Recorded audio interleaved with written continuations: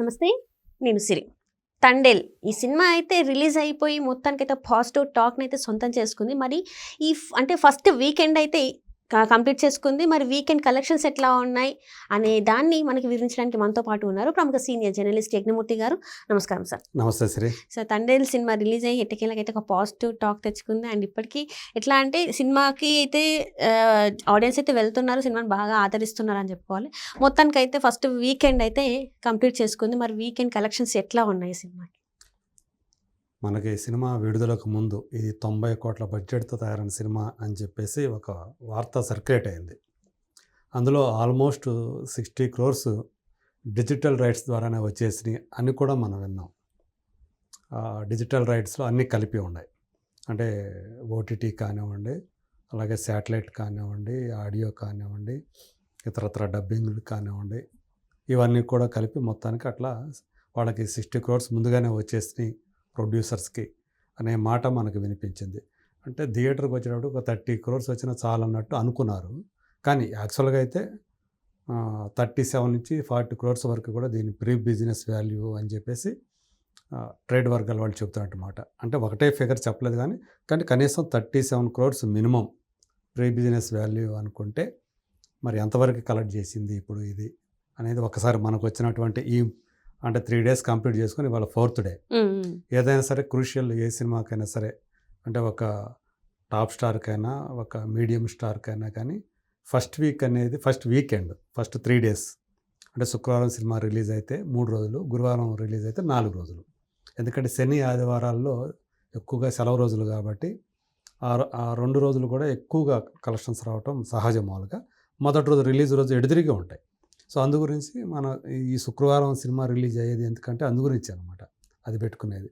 So ఇప్పుడు first వీకెండ్లో 'తండేల్' అనేది ఎట్లా ఉంది అంటే నాగ చైతన్య, సాయి పల్లవి ఆన్ స్క్రీన్ కెమిస్ట్రీకి జనం బ్రహ్మరథం పడుతున్నారా లేదా, వాళ్ళ స్వీకరిస్తున్నారా, వాళ్ళ లవ్ స్టోరీని తిరస్కరిస్తున్నారా? సో సినిమా ఆడితే వాళ్ళు యాక్సెప్ట్ చేశారు వాళ్ళ లవ్ స్టోరీ అని, చూడకపోతే వాళ్ళు రిజెక్ట్ చేశారనేది మనం బాక్స్ ఆఫీస్ పరంగా చెప్పుకునేటువంటి విషయం. మరి ఈ 37 కోట్ల రూపాయల టార్గెట్ తోటి అంటే షేర్ పరంగా బరిలోకి దిగినటువంటి 'తండేల్' ఎలా ఉంది అంటే యాక్చువల్గా 2 తెలుగు రాష్ట్రాల్లో 3 రోజుల ముందు 39 కోట్ల పైన గ్రాస్ సాధించింది. అంటే 24 కోట్ల పైనే షేర్ వచ్చేసింది ఫస్ట్ 3 daysలోనే అని మనకి అందుతున్నటువంటి సమాచారం ట్రేడ్ వర్గాల నుంచి. అంటే 37 కోట్లు 24 కోట్లు వచ్చేసాయి. అంటే ఆల్మోస్ట్ చూస్తే మనకి అంటే వరల్డ్ వైడ్గా చూసుకున్నప్పుడు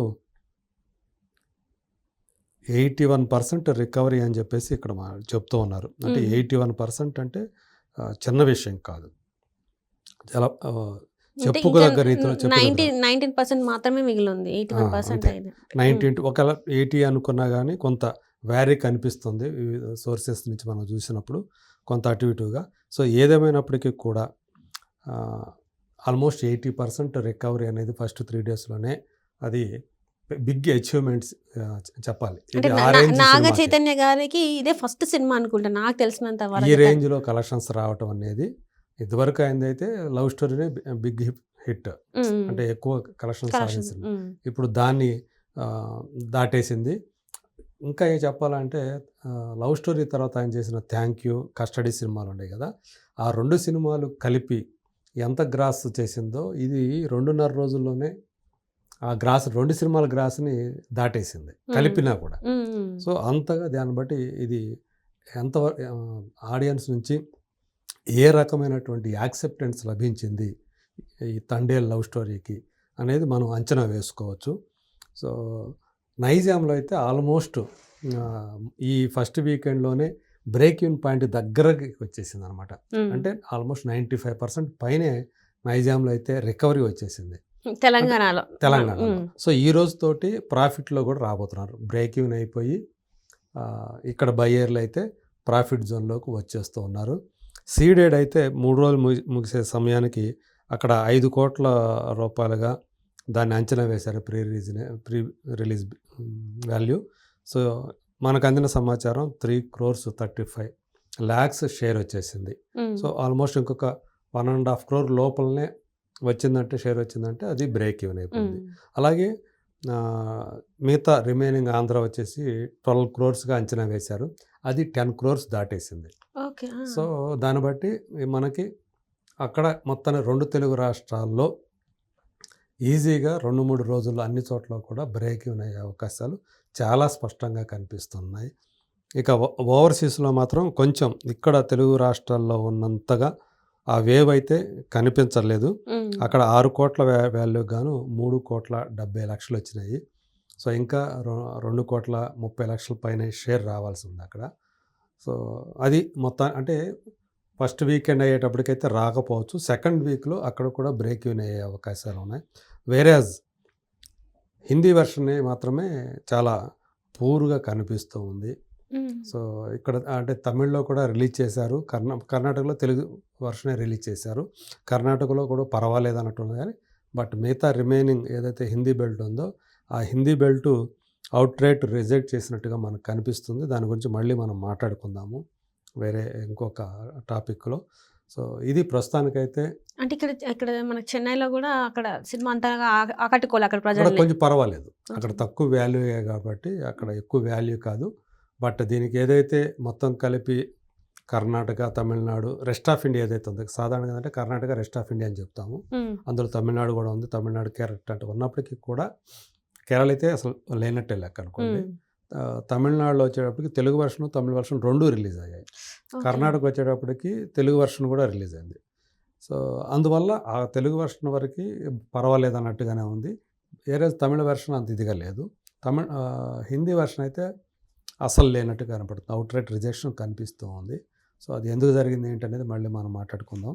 బట్ ఏదేమైనప్పటికీ కూడా ఆడియన్స్ నుంచి వస్తున్నటువంటి ఒక ఫీడ్బ్యాక్ ఏదైతే ఉందో సాయి పల్లవి ఆమె పర్ఫార్మెన్స్కి ధీటుగా పర్ఫార్మెన్స్ ఇవ్వటం అనేది ఏ యాక్టర్కైనా ఏ మేల్ యాక్టర్కైనా కొంచెం బిగ్ టాస్క్. సో దాన్ని నాగ చైతన్య అధిగమించాడు. చాలా సందర్భాల్లో తను ఈవెన్ సాయి పల్లవిని కూడా డామినేట్ చేసే రీతిలో యాక్ట్ చేశాడు అనేది ఫీడ్బ్యాక్ ఇప్పుడు వస్తూ ఉంది. పైగా అతనికి సంబంధించి ఎమోషనల్ సీన్స్ ఏవైతే ఉన్నాయో అవి అక్కడ చాలా బెస్ట్ పర్ఫార్మెన్స్ ఇచ్చాడు అనేది మాత్రం వస్తూ ఉండటం మాత్రం అతనికి నాగ చైతన్య కెరీర్కి సంబంధించి మాత్రం ఒక బిగ్ ప్లస్ అనే చెప్పాలి.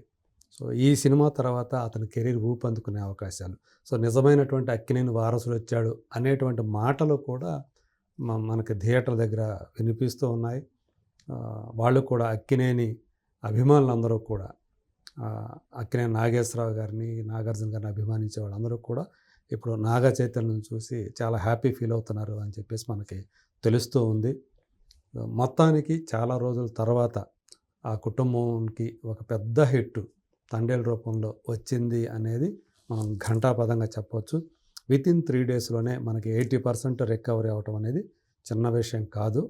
ఒక మిడిల్ ఏజ్ అంటే టైర్ 2 హీరోకి టాప్ స్టార్స్ 6గురిని పక్కన పెడితే తర్వాత టైర్ వాళ్ళు ఎవరైతే ఉన్నారో వాళ్ళలో ఇప్పుడు నేను కూడా ముందున్నాను అని చెప్పేసి ఈ సినిమాతోటి నాగ చైతన్య కూడా ముందుకు వచ్చాడు. మేబీ తర్వాత అతనికి మంచి మంచి ఆఫర్లు కూడా వస్తున్నాయని చెప్పేసి మనకి అంటే పెద్ద డైరెక్టర్లు కూడా అతన్ని కన్సిడర్ చేస్తున్నారని చెప్పేసి ఇప్పుడు మనకు తెలుస్తూ ఉన్నటువంటి విషయం. సో రాబోయే రోజుల్లో ఈ సినిమా ఇంకా ఎంతవరకు వెళుతుంది అంటే మొదట్లో ఫస్ట్ 3 డేస్ మాస్ సెంటర్లో పర్వాలే బాగానే చేసింది. బట్ ఏ సెంటర్లో మాత్రం అంటే మల్టీప్లెక్స్లో ఈ సినిమాకి మరింత ఆదరణ ఎక్కువ కనిపిస్తుంది. సినిమా కథ ఒక రూరల్ బ్యాక్డ్రాప్ అయినప్పటికీ కూడా బట్ ఎక్కువగా ఆదరిస్తుంది మాత్రం అర్బన్ ఏరియా ప్రేక్షకులు కావటం ఇక్కడ ఒక మనం గమనించాల్సినటువంటి విషయం. అయినప్పటికీ కూడా ఈ సాంగ్స్ ఏవైతే ఉన్నాయో మ్యూజిక్ ఏదైతే అది ఈ సినిమాకి ఒక రకంగా చెప్పాలంటే ఫ్రంట్ రన్నర్గా ఉండి సినిమాని ఇంకొక స్థాయికి తీసుకెళ్ళిందని చెప్పాలి. వాళ్ళ chemistry, online chemistry plus music, దాంతో ఈ విజయం దక్కిందని మనం చెప్పుకోవచ్చు. Thank you so much. Thank you.